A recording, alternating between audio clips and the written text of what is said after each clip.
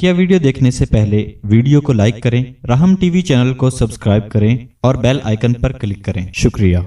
इसलिए कुरान करीम में पहली जो सूरत अल्लाह तबारक व तआला ने नाजिल फरमाई, उस सूरत का एक नाम सूरत दुआ।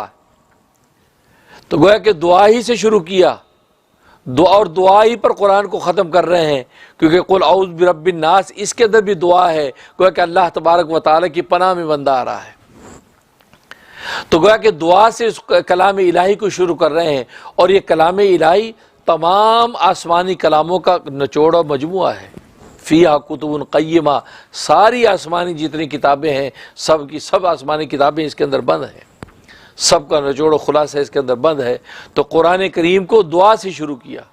पहली सूरत का नाम ही सूरत दुआ है, और उसमें अल्लाह तबारक व तआला बंदे को मांगने का सलीका बतला रहे हैं, दुआ करने का ढंग बता रहे हैं कि तुम्हें अल्लाह से मांगना कैसे है, अल्लाह से तुम्हें दुआ करनी कैसे है। और वहाँ फरमाया इय्याका नअबुदु व इय्याका नस्तईन। तो इय्याका नअबुदु में इबादत का जिक्र कर रहे हैं। गोया कि बंदा ये कहता है कि हम तेरी ही इबादत करते हैं। अब इबादत करने के बाद कहा वह इय्याका नस्तईन, और तुझ ही से मदद मांगते हैं।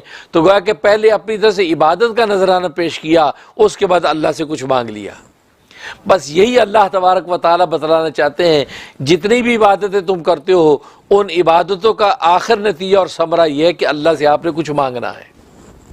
और वो इबादत जब अल्लाह तबारक व तआला के सामने की, अब अल्लाह तबारक व तआला की रहमत कामिला जोश में आती है, और अल्लाह तबारक व तआला आपकी ये मांगी मुराद अता कर देते हैं। तो इय्याका नअबुदु, हम तेरी ही इबादत करते हैं, यानी तेरी भी इबादत नहीं, तेरी ही। गोया कि खालिस तौहीद के मुकाम पर फायज हो जाता बंदा, तो मकाम तौहीद पर फायज होकर कहते हैं तेरी ही इबादत करते हैं, तेरे सिवा गोया कि किसी और की इबादत का तसव्वुर भी नहीं है, शिर्क का शय बनी। व इय्याका नस्तईन, और तुझी ही से मांगते हैं, तुझी से मदद मांगते हैं। तो गोया कि मांगने का जो सवाल है, सवाली बन के अगर झोली फैलाते हैं तो वो भी तेरे ही सामने फैलाते हैं, किसी दूसरे के सामने नहीं। लेकिन असबाब के दर्जे में दूसरे के सामने भी इंसान मांगता नज़र आता है, दूसरे से मदद लेता नज़र आता है, लेकिन उसके दिमाग में ये होता है कि सारे फैसले आसमानों से होने हैं। तभी तो हदीस में आता है कि तुम्हें अगर एक नमक की डली की ज़रूरत पेश आ जाए या एक जूते के तस्मे की ज़रूरत पेश आ जाए, वो भी अपने अल्लाह से मांगो।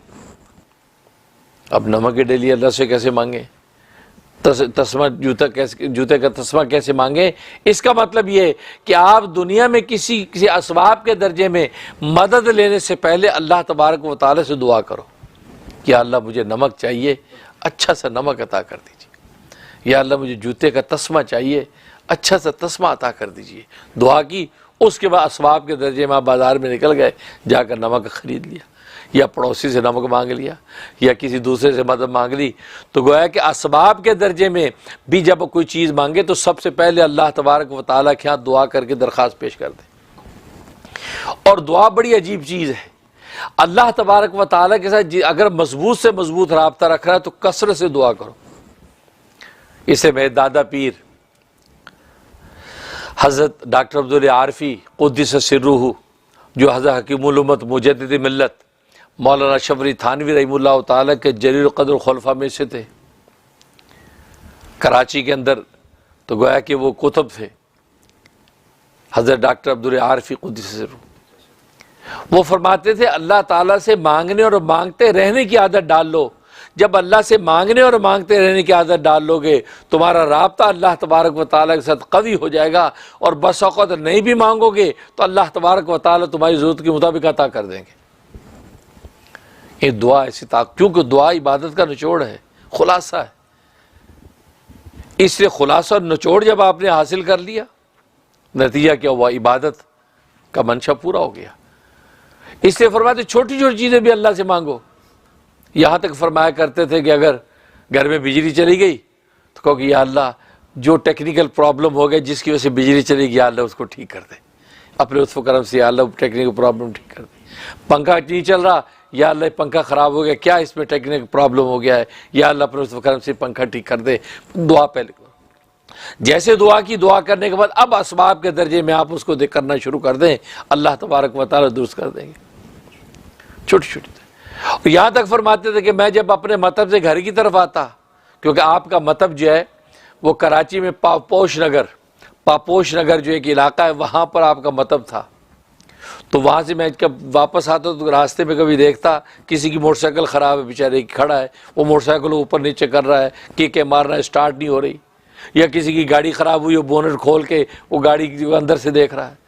फिर मतलब मैं गुजरता तो मैं देखते दुआ कर, या अल्लाह इसकी गाड़ी ख़राब है, इस बेचारे को अपनी मंजिल पे पहुंचना है, या अल्लाह अपने करम से इसकी गाड़ी ठीक कर दे, या अल्लाह जो भी इस गाड़ी के अंदर मर्ज और डिफेक्ट पैदा हो गया है, या अल्लाह उस पर इसको मुतले कर दे और उसको दुरुस्त कर दे। दुआएं कसरत से, मैं दुआएं देता हुआ जाता।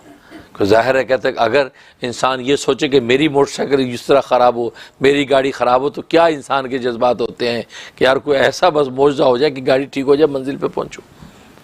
तो वही कैफियत उस बेचारे की किस मुसीबत में मुब्तला है, फरमाया कुछ नहीं कर सकते तो उसके लिए दुआ करते हुए गुजर जाओ, खड़े होकर उसकी मदद नहीं कर सकते, दुआ करते हुए गुजर जाओ, क्योंकि दुआ इतनी बड़ी ताकत है, इतनी बड़ी ताकत है कि ये मोमिन को उसका पता ही नहीं है। तभी तो नबी करीम सल्लल्लाहु अलैहि वसल्लम हदीस में फरमाते हैं कि अद्दुआउ सिलाहुल मोमिन, मोमिन का हथियार दुआ है, मोमिन का हथियार उसका दुआ है। इसलिए हदीस में फरमाया कि लोगों क्या मैं तुम्हें ऐसा कोई अमल ना बता दूं कि जिसके जरिए तुम अपने दुश्मनों के वारों से बच जाओ और रिज़्क़ के खजाने तुम पर खुल जाएं। फरमाया बता दूं, फरमाया कि वो दुआ है, फरमाया कि वो जो अमल है वो दुआ है, और दुआ फरमाया कि सिलाहुल मोमिन, मोमिन का हथियार है। अब बताओ दुनिया के अंदर इंसान ये दो चीज़ों के अलावा चाहता क्या है? ये चाहता है कि दुश्मनों के वारों से बचें, दुश्मनों की दुश्मनी और अदावत से बच जाएं और रिज़्क़ के ख़जाने खुल जाएं। इसके अलावा आदमी क्या चाहिए आदमी को? इंसान अगर गौर करे, इंसान की सारी ज़िंदगी का मतमा नज़र यही है, रिज़्क़ के दस्तरखान वसी हो, और रिज़्क़ से रोटी का नाम नहीं है, रोटी भी रिज़्क़ है, लेकिन सारे इंसान की ज़रूरियात ज़िंदगी रिज़्क़ का हिस्सा है। इंसान का खाना है, पीना है, पहनना है, ओढ़ना है, रहना है, सहना है, औलाद है, बीवी बच्चे हैं, पूरी ज़िंदगी की जितनी ज़रूरियात हैं वो तमाम के तमाम रिज़्क़ में शामिल है। इवन इंसान की कामयाबी की जो मनाजिर है वो सब रिज़्क़ का हिस्सा है। तो वसी माने में हर चीज़ रिज़्क़ के अंदर शामिल है। और आदमी दुनिया के अंदर चाहता क्या है? ये तो चाहता है। तो फरमाया कि रिज़्क़ के ख़जाने खुल जाएंगे और दुश्मनों से बच जाएंगे, क्योंकि ज़ाहिर है कि दुनिया के अंदर रिज़्क़ के उन ख़जानों का हुसूल, उसके अंदर कोई रुकावट आती है तो दुश्मनों की वजह से आती है, कोई हसद की वजह से, कोई जलन की वजह से, कोई कीना बुग़्ज़ की वजह से उसके अंदर रुकावट ममाने पैदा करते हैं, अवारिस पैदा करते हैं। तो नतीजा ये है कि वो दुश्मन से बचाओ, ये दुआ है। फरमाया कसरत से दुआ करो। और एक हदीस फरमाया कि अद्दुआउल इबादा, दुआ ही तो इबादत है, कि दुआ की हकीकत क्या? अद्दुआउल इबादत, दुआ ही इबादत है। गोया कि पूरी की पूरी जो इबादत हम कर रहे हैं, नमाज पढ़ ली हमने पूरी, उस पूरी की पूरी नमाज का असल जो मगज़ है वो दुआ ही है। इसलिए एक हदीस में फरमाया अद्दुआ मुखुल इबादा, कि दुआ इबादत का मगज़ है, निचोड़ है। चाहे आपने हदीस में अद्दुआउल इबादा, साहबी फरमाते ये दुआ, ये हदीस जिक्र करके आगे आपने आयत पढ़ी, वक़ाल रब्बुकुम उदूनी अस्तजिब लकुम, और फरमाया तुम्हारे रब ने कि मुझसे दुआ मांगो मैं कबूल करूँगा, मुझसे दुआएं मांगो मैं कबूल करूँगा। और फरमाया कि इन्नल्लज़ीना यस्तकबिरूना अन इबादती सयदखुलूना जहन्नम दाखिरीन, फरमाया कि जो मुझसे दुआ मांगने में तकब्बुर करते हैं वो औंधे मुँह कल को जहन्नम में डाले जाएंगे। इन्नल्लज़ीना यस्तकबिरूना अन इबादती, और इबादत से मुराद दुआ मुराद है, जो मेरी दुआ से, क्यों कि अद्दुआउल इबादा नबी ने फरमाया, तो गोया कि दुआ को खुद इबादत ही फरमा दिया। तो गोया कि यहाँ इबादत से मुराद कुरान में क्या है? दुआ। तो फरमाया कि जो मुझसे दुआ करने से तकब्बुर करते हैं, मुंह मोड़ते हैं, मुझसे मांगते नहीं हैं, तो फरमाया कि कल रोज़े क़यामत में औंधे मुँह ज़लील और ख़ार करके जहन्नम में डाले जाएंगे। अब अंदाज़ा करें अल्लाह तबारक व तआला को से दुआ ना मांगना अल्लाह को कितना बुरा लगता है।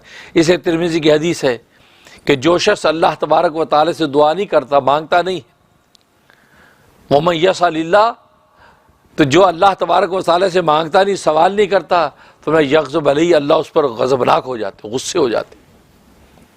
और दुनिया में जिस सखी जो बंदे से मांगने वाले से इंसान जो है चिढ़ जाता है, यार ये मांगते रहता है। और अल्लाह मियाँ मांगने वाले से खुश होते हैं। जितना ज़्यादा मांगेगा उतना कुर्ब बढ़ता जाएगा, उधर ताल्लुक़ क़ल्ब भी बढ़ता चला जाएगा। और जब अल्लाह तबारक व तआला का कुर्ब ख़ास और ताल्लुक़ कवी होता चला जाएगा तो यही तो ज़िंदगी का राज है, जो ज़िंदगी का राज इंसान को नसीब हो जाएगा कि अल्लाह से एक ताल्लुक़ कवी हो गया। इसलिए फरमाया कि जो अल्लाह से मांगता नहीं, अल्लाह को उस पर बड़ा गुस्सा आता है। दुनिया के अंदर सखियों से मांगे, एक दफ़ा मांगा, 2 दफ़ा मांगा, आखिर एक वक्त में तंग ही आ जाता है कि भाई यार तेरा काम मांगने ही रह गया, जो वेको हाथ जो का हाथ चक्के होता तू, तेरे टेढ़ नहीं भरे, बस कर यार। बड़े से बड़ा सखी कभी न कभी कह देता है, लेकिन वो करीम वो है, वो सखी दाता है, उससे जितना मांगो उतना खुश होता है, बल्कि ना मांगने वाले पर नाराज़ हो रहा है कि तुम मांगते क्यों नहीं मुझसे।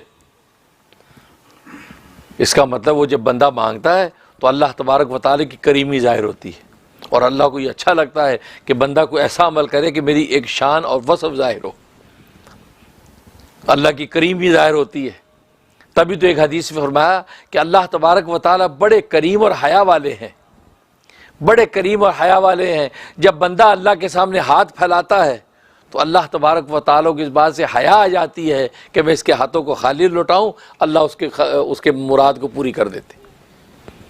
खाली हाथ उसके लौटने नहीं देते, अल्लाह उसकी मुराद पूरी कर देते। तो गोया कि दुआ एक ऐसा राज है। इसलिए मशाइख ने लिखा है कि जिसको इबादत का लुत्फ़ और मज़ा हासिल ना हो रहा हो, इबादत की हकीकत उस पर खुल ना रही हो, बस ऐसे में फॉर्मेलिटी पूरी कर रहे, लेकिन इबादत की असर रूह है मिल नहीं रही, फरमाया वो कसरत से दुआएं करना शुरू कर दे। जब बैठा खुदा से मांगना शुरू कर दे, भले दुनिया की चीज़ें मांगे कि या अल्लाह अच्छी सी गाड़ी दे दे, या अल्लाह अच्छे से कपड़े दे दे, या अल्लाह अच्छा सा मकान दे दे। दुनिया की चीज़ अपनी ज़हनी सतह के मतलब वही मांगता रहे, क्योंकि बंदा तो कमज़ोर है, बंदा तो इन्हीं चीज़ों का मोहताज है। वो तो ऊंचे लोगों की बातें हैं जो कहते हैं या अल्लाह बस आखिर चाहिए, बस वो तो ज़ुहद के उस मकाम पर फायज होते हैं कि जिसकी कोई नज़ीर नहीं, आखिरत ही मांगते हैं। लेकिन बंदा तो कमज़ोर है, आम आदमी तो ज़ुहद के उस मकाम पर फायज नहीं हो सकता, वो अपने दुनिया के अंदर खाने पीने के वसी दस्तरखान भी मांगता है, वो बेचारा जो अपनी छत और मकान भी मांगता है, कपड़े लत्ते भी मांगता है, कोई बात नहीं वही मांगो। लेकिन जब अल्लाह से बार बार ये चीज़ें मांगोगे तो अल्लाह तबारक व तआला आपके अंदर इबादत का ज़ौक़ पैदा करेंगे, क्योंकि इबादत का जो असल निचोड़ और रूह तो दुआ है। और दुआ आपने करना शुरू कर दी, दुआ मांगना शुरू कर दी। तभी एक हदीस में आता है कि जिस पर अल्लाह तबारक व तआला दुआ का दरवाज़ा खोल दें, दुआ का दरवाज़ा खोल दे तो बड़ा खुश नसीब है उस पर दुआ का दरवाज़ा खुल जाए। और जब उस पर दुआ का दरवाज़ा खुल जाए तो अल्लाह तबारक व तआला की रहमतें उसकी तरफ नछावर हो जाती हैं, और वो अल्लाह से जो चीज़ मांग रहा है तो अल्लाह तबारक व तआला को अपनी दुआ और मांगने में सबसे ज़्यादा महबूब अगर कोई चीज़ है, फरमाया कि वो बंदे की आफ़ियत है, बंदा अपनी आफ़ियत मांगे। फरमाया कि जिस पर दुआ का ये दरवाज़ा खुल जाए तो फरमाया कि वो अल्लाह से क्या मांगे, आफ़ियत मांगे। अल्लाहुम्मा आफ़िना वाफ़ु अन्ना, या अल्लाह हमें भी आफ़ियत अता फरमा और हमें माफ़ फरमा, आफ़ियत मांगे।